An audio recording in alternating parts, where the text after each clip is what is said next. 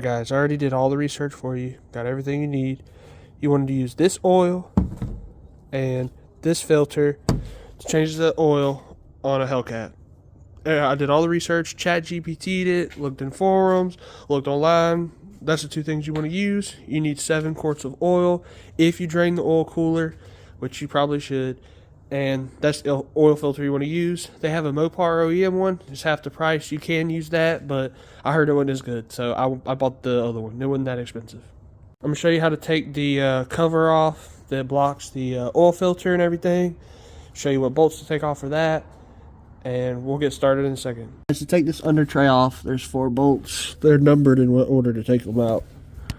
And, oops, I dropped it. All you gotta do is use a 10mm bolt and take these 4 out, and then all this stuff is open. Guys, you need a 7mm socket to take this second tray off. You have to take this off if you want to drain the oil cooler, which has got about an extra quart of oil. It's hard to show down here, but there's a couple of bolts. The oil cooler drain plug is right, hold on, it's hard to see. Right there, this little nut on the back side. And you take this whole panel off.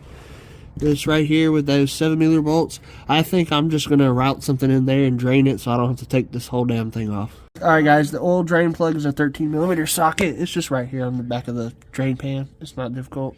There's filter, and then literally right here is where the oil cooler is. You want to make sure you get everything, and I'm just gonna put a tube in there and drain it through this little gap right here.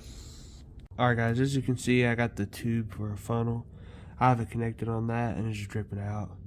I have to say, there was a lot more in here than I thought. If you do this, take the whole panel off. I'm over here bullshitting. It would have drained easier, and I could have just walked away for a little while. But, yeah. I'm trying to change the brakes and do this at the same time, and it's extra work.